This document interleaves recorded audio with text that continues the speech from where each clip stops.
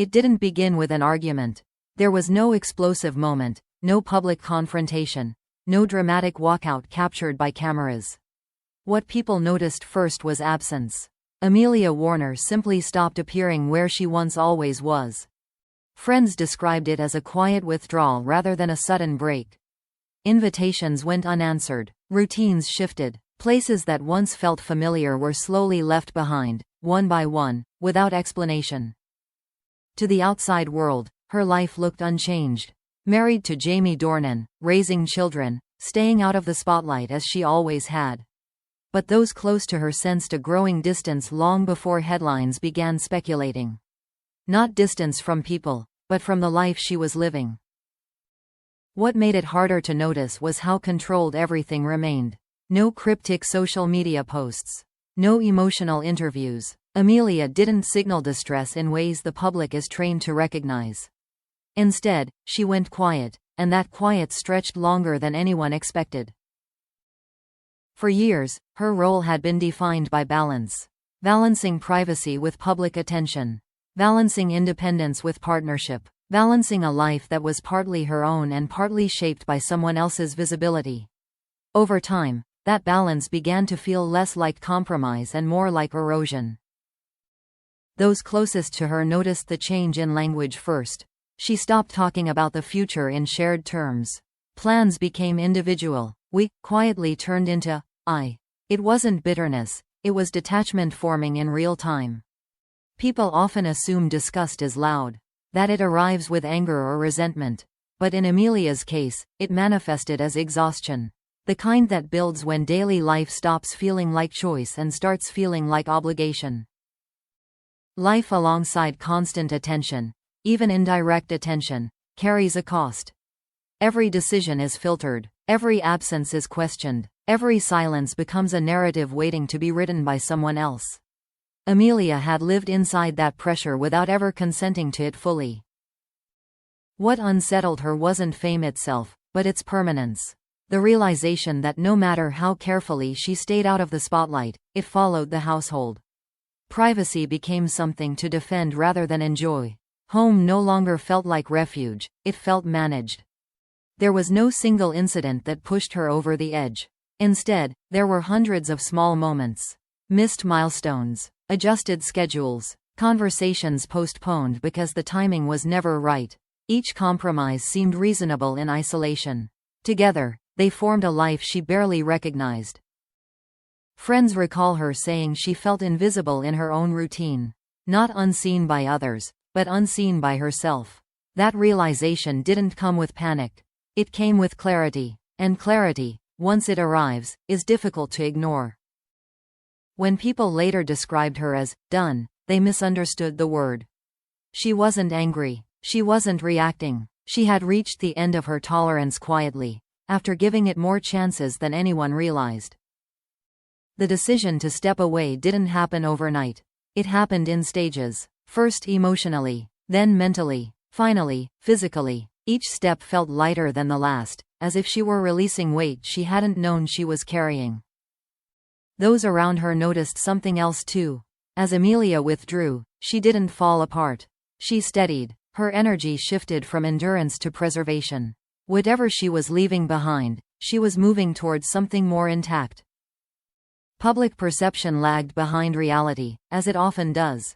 By the time people began asking where she was, she had already been gone in every way that mattered. Not gone dramatically, gone decisively. What made the situation painful wasn't loss, it was recognition. The recognition that a life can look successful and still feel unlivable. That love can exist alongside a growing sense of incompatibility. And that leaving doesn't always mean abandoning someone else. Sometimes it means returning to yourself. As whispers grew louder, Amelia remained silent. Not out of secrecy, but because she had nothing left to explain. Her choice wasn't about making a statement. It was about ending a chapter that no longer felt like hers. And if this was the beginning of gone forever, it wasn't because she ran away. It was because she finally stopped staying where she no longer belonged. What finally pushed Amelia past the point of return wasn't a betrayal or a public humiliation. It was the realization that nothing was going to change, because nothing was designed to. The life she was living had become a structure built around endurance, not fulfillment. For Amelia Warner, the word, disgusted, never meant anger toward a person. It meant rejection of a rhythm that drained her. Days organized around logistics instead of connection. Weeks measured by absences rather than presence. A home that functioned, but rarely felt whole. Those close to her say she tried for years to recalibrate quietly. Adjusting expectations, lowering needs, convincing herself that stability should be enough. Each attempt worked temporarily, until the same feeling returned, heavier, more familiar, harder to dismiss. Living alongside Jamie Dornan meant living beside a life that was constantly pulled elsewhere. Not by choice alone, but by obligation. Projects came with deadlines. Appearances came with consequences. Even silence required strategy. Over time, Amelia realized she was always the one adapting. What hurt most wasn't neglect, it was predictability. Knowing how each conversation would end before it began. Knowing which plans would be postponed. Knowing that compromise had become permanent rather than situational. That awareness settled in quietly, but it didn't leave.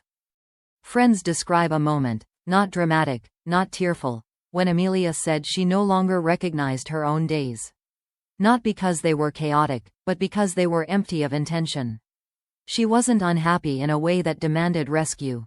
She was numb in a way that demanded escape. The choice to leave wasn't framed as an ultimatum. There was no final argument, no demand for answers. Amelia didn't ask Jamie to change, because by then she understood that change wouldn't solve the problem. The life itself was misaligned with who she had become. Gone forever didn't mean disappearance.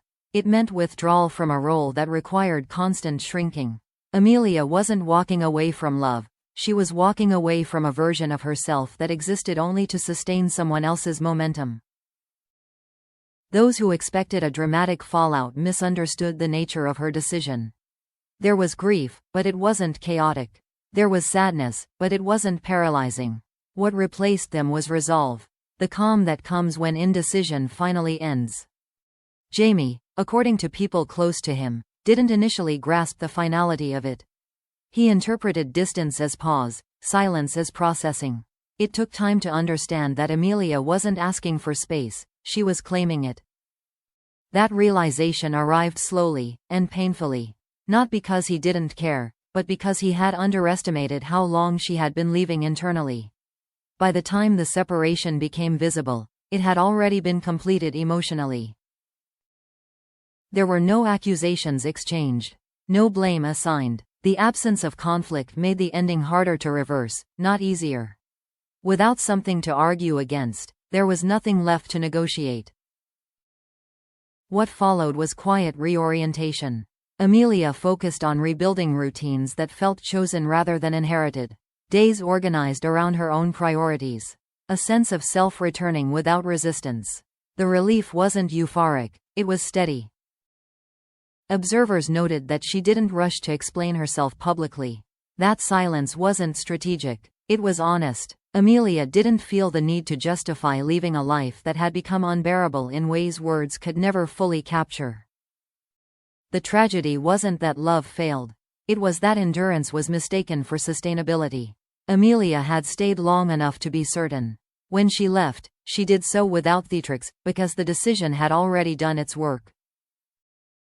Gone forever wasn't about punishment or escape. It was about preservation. Preserving the parts of herself that had been quietly eroded by a life that demanded too much and returned too little.